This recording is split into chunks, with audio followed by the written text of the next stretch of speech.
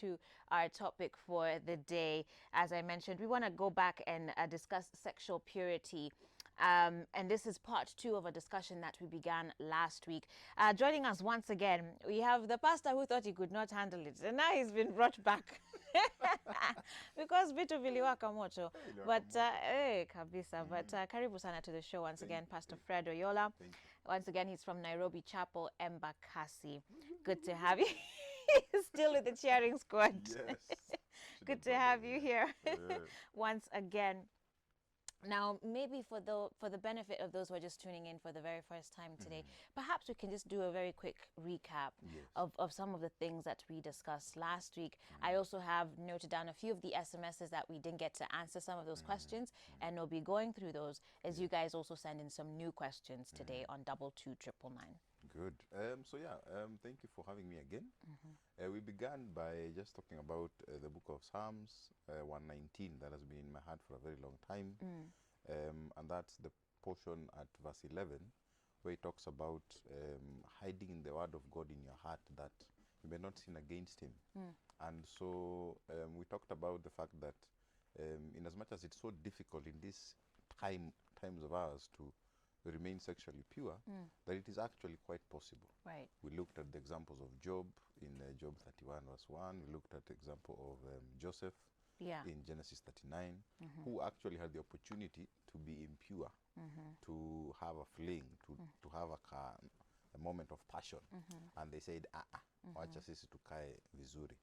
And so we looked into that and then just looked at the state of our nation kidogo, in terms of sexual impurity, in a way, has brought in so many ills. For example, our abortion cases in our hospitals. Right. Most of them are as a result of guys just deciding, apana, I'm not going to go ahead with this. It was a moment of weakness. I wasn't into what I was doing, and so that's what happened. And so we kind of looked at that, and then here we are. Continuing from where we left off. Absolutely. And some of the questions and things comments that we had coming in, one was from Juliet, who was saying, today's topic is super awesome. I'd like to encourage my fellow young people that remaining sexually pure is possible, as you're saying. And she reminds us that Paul told Timothy to flee sexual sin, not to walk around or to just play around with it. Flee. Kimbia. Kimbia, toroka. Because it has lifelong consequences, she continues to say. And she was loving the show and absolutely watching from Changamwe. Thank you very much again, Juliet, for that.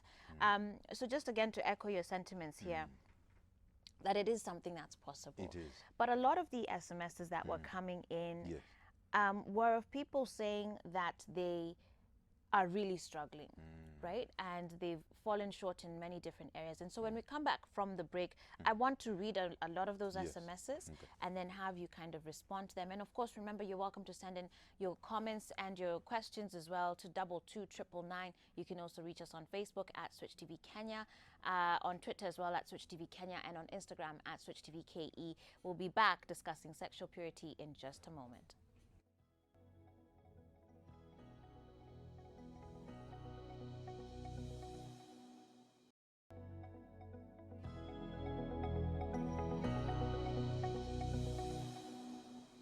Hey everybody, welcome back to Full Circle with Joyce. We're here discussing sexual purity part 2, a discussion that we began last week. And just because of the different questions that we weren't able to answer then, we have back with us in studio Pastor Fred Oyola of Nairobi Chapel, Embakasi, to just break down this topic and address some of your questions here with us this morning.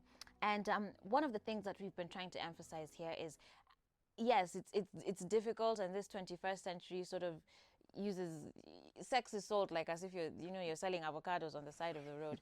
But it is possible to remain sexually pure even in this day and age. And I just want to remind you guys of an SMS that came in last week that really struck me. It was by Moses from Kerugoya, who said, there's a direct correlation between sexual purity and the heights in which God can take you. Just imagine if Joseph slept with Potiphar's wife. Would he have reached the heights that God took him? Nevertheless, there is still hope for those who want to be sexually pure. God is able to restore us to sexual purity if we seek him in truth and utmost honesty. And I really did appreciate that, because as already some of the SMSs have highlighted here, this thing about sexual purity actually really does have lifelong consequences. It does. It could be a sexually transmitted disease that you now have to deal with, or even AIDS itself, right? It could be a child that you were just not ready to start taking care of. You know, castigation from your family and having, you know, those relationships broken, even just your own personal self-esteem, because a lot of these cases end up somehow the person convinces you they want you so badly, but then after that, like, they discard of you. Yeah, exactly. Right. So the consequences are really far-reaching. And a lot of people seem to be struggling with this. Someone here is reminding us of 1 Corinthians chapter 6, verse 19, which says that our bodies are the temple of the Holy Spirit. A lot of people, though, are commenting about being in relationships, and then the person is asking for sex and they're not ready for that. And then the fear of losing the relationship. Here, for example, someone says, if I'm in love with someone and he wants you to engage in sex and you're fearing to lose him, what's the solution?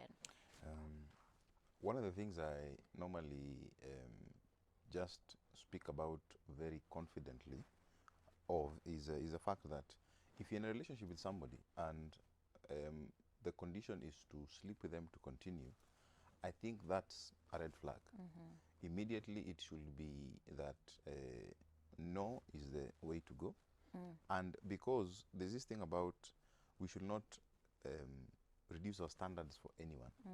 If your standard for purity is such that you've decided to wait probably till marriage or something in that direction, then somebody should not come in demanding that this is what you should do for us to continue. Right. But then, if let's say you find yourself in that place, we need to remember that the grace of God, like some person just said, is still sufficient, and you can still begin right where you are, even if it's, let's say, something you did last year, last month, last night, as early as that.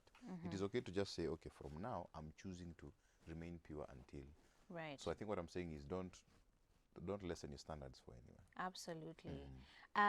Someone here, Joachim from Kahawa, had two particular questions, saying, number one, how does one fight wet dreams?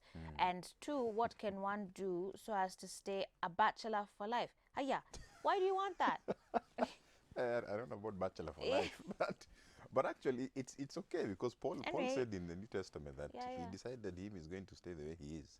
But he said that's not for everyone. It's not for everyone. So that's not ati sasa aanze kutupigia makelele. But it's okay.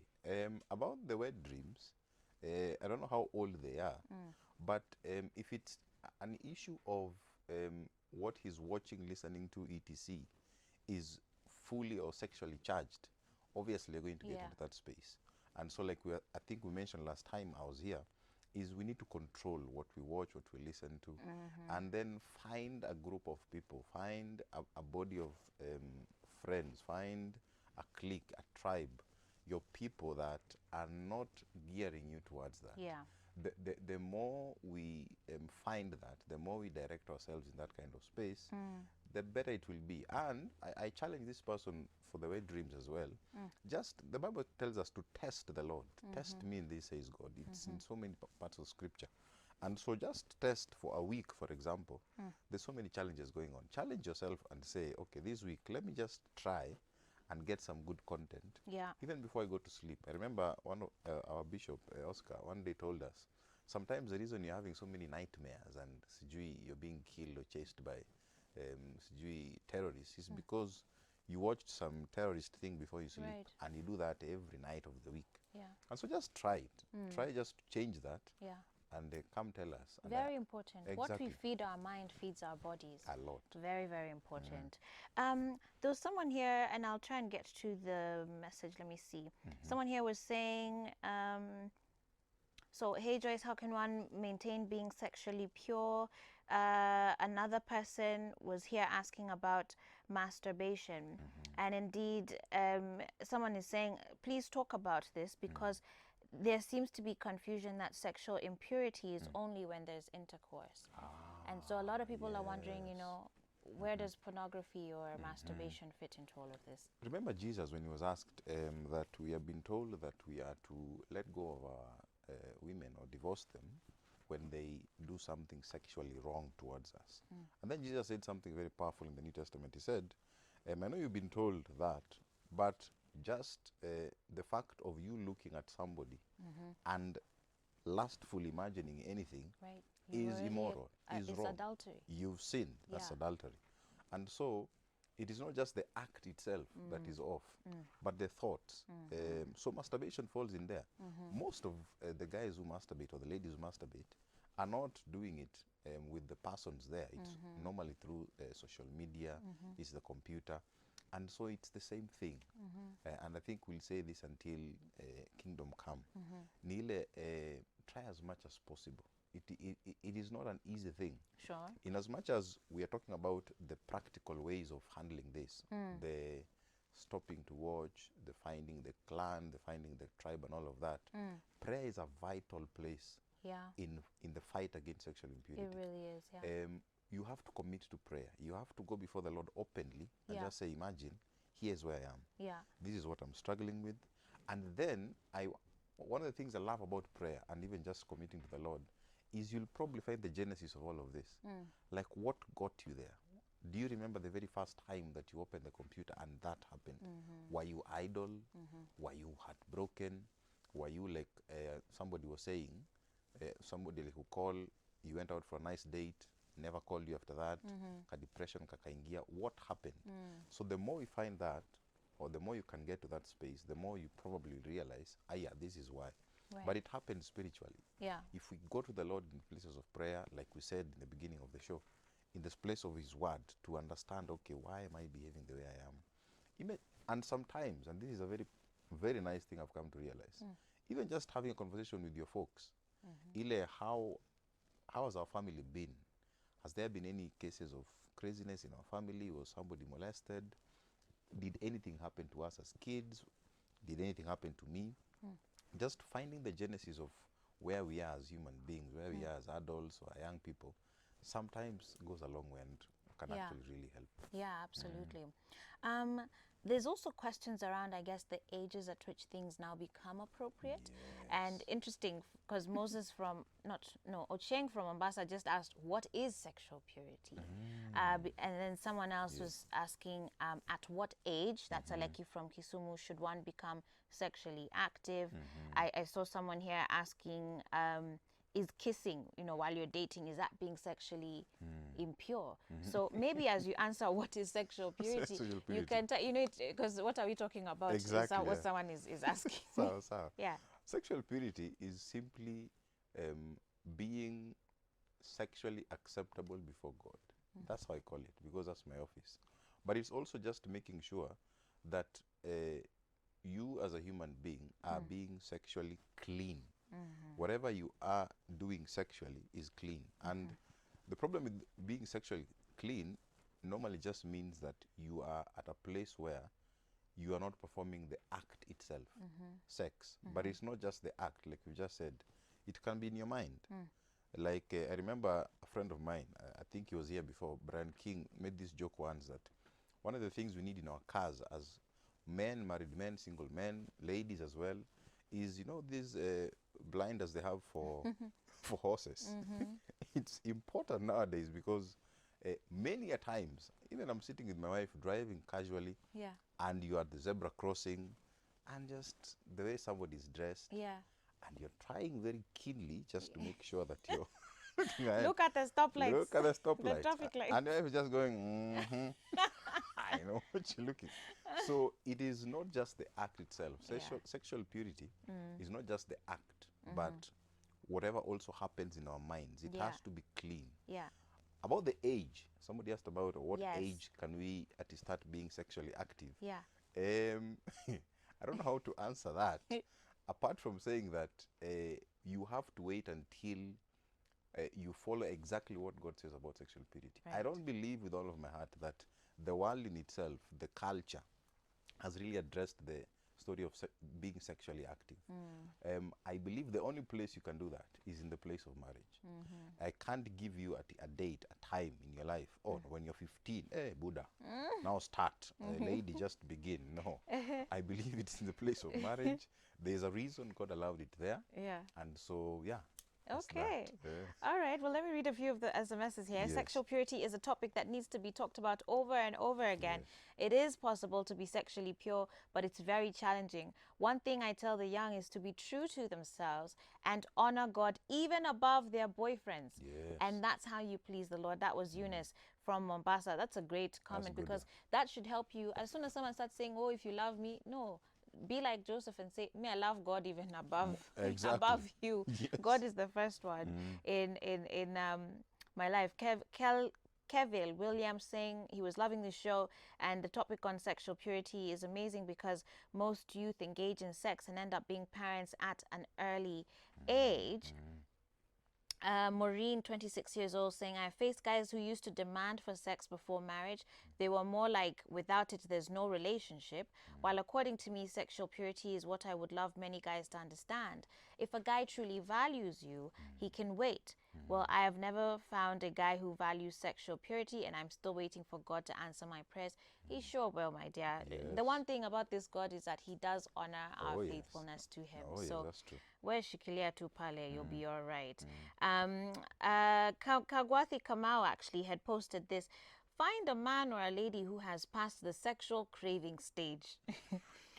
And this person now craves peace of mind, financial stability, emotional stability, spiritual stability, and settling down. Yeah. And it's true. It's like, true, yeah. you know, you have to have graduated. It's true. You know, yeah. So we can't be doing nursery school rhymes, Bado.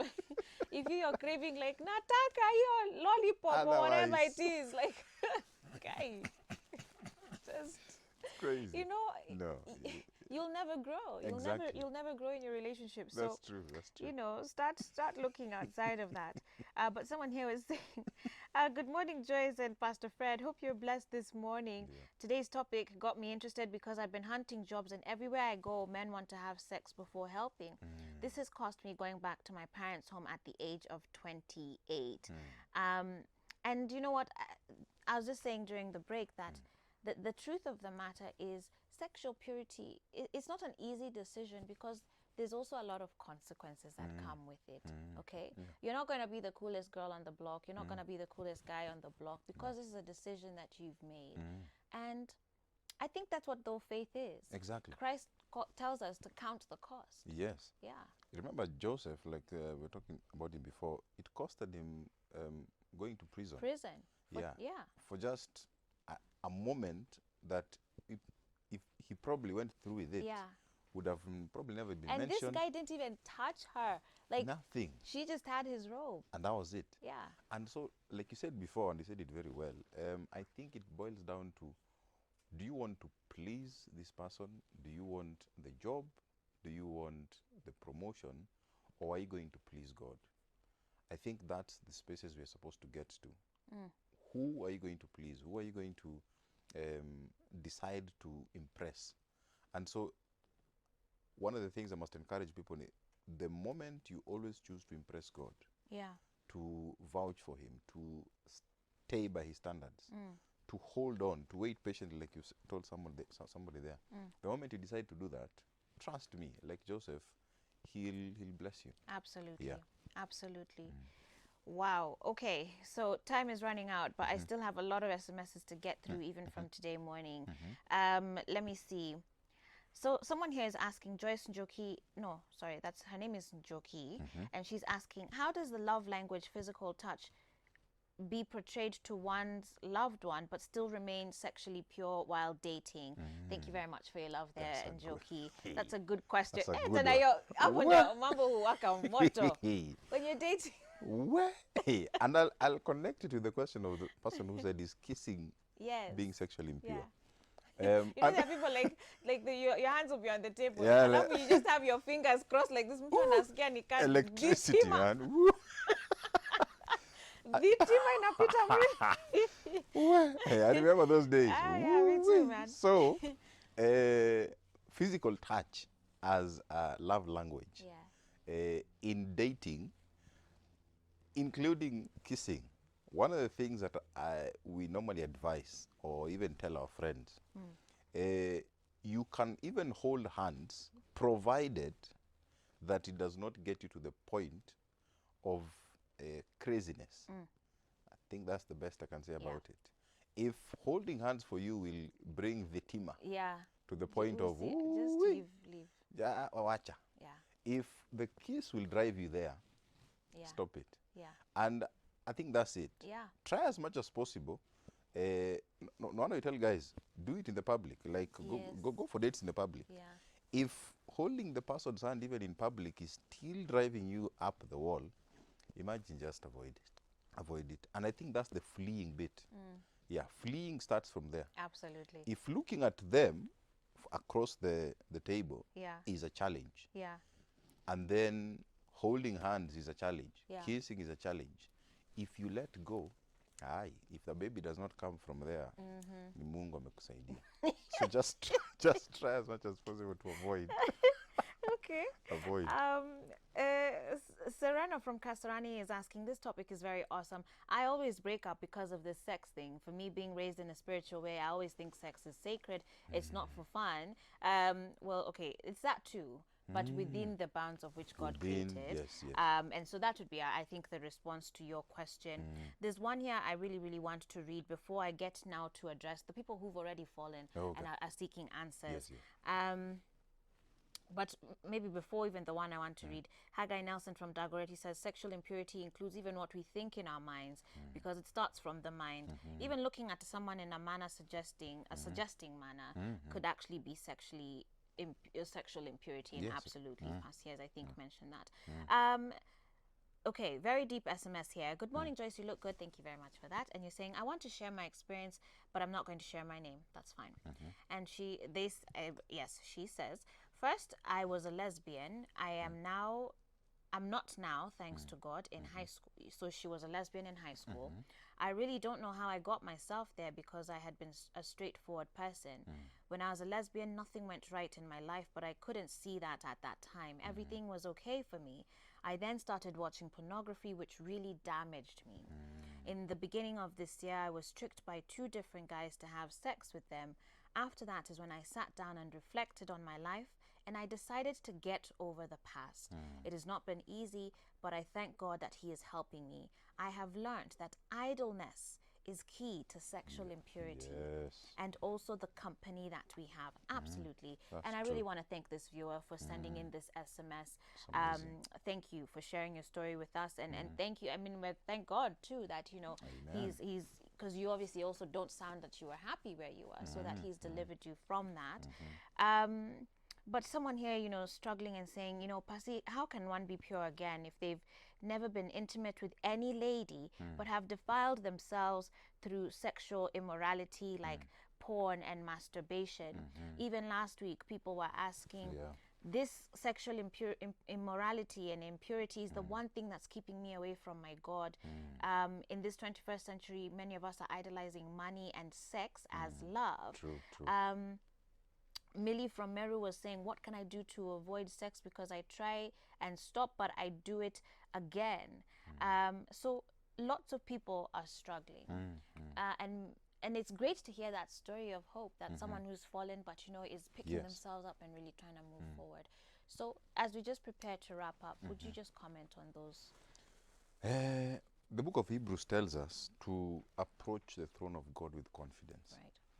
But one of the most difficult things to do in approaching God confidently is when you feel a lot of shame. But He asks of it anyway. And one of the things we have to do is just go beyond our shame. Whatever it is you've gone through, whether it's the porn, the masturbation, the struggle, the sex itself, and just try to go beyond that. It is that feeling as though, remember when we were looking for our first job, and you were scared, and you're trying to go, and you're looking for the nice shirt, the trousers, the shoes, the socks. It is almost the same, because you're almost ashamed, not ashamed really, but you're scared. You don't know how this thing will go. How will they take you? That's the same thing God is asking us to do. We need to go beyond that feeling of, okay, imagine I've messed up, I don't know what to do. and just go before him and lay it before him. All right. Say, Jehovah, this is where I am. Yeah. I'm sorry. I've done this. But not just leave it there. Get the practical steps. Yeah. Find the word of God. Right. I cannot stress that yes. enough. And some of those practical steps, as someone has mentioned, exactly. Idleness, very big. Yes. Like, don't just be sitting there with, find No. something to do, develop yourself. Exactly. Very, very important. Yes. Accountability. Accountability. Make sure that there are people you're talking to and are keeping you in check. I know people who struggle with pornography sometimes actually have their email addresses, linked to someone else. So whenever you do something, someone else can check on it. Exactly, yeah. And of course, the company that you keep as well. But Pasi, wow, thank you very much for coming through again. Sana. Thank you. What a topic. Clearly, many of us are struggling, and it's important for us to talk about this, even from the perspective, or especially from the perspective of faith. Yes. So, asante sana. We do appreciate you. And Same thank here. you to all of you for sending in your feedback and your comments. We do need to move on now to our next segment, though. Coming up next, we're going to switch gears completely and talk about hand hygiene. That's coming up next here on Full Circle with Joyce. Stay tuned.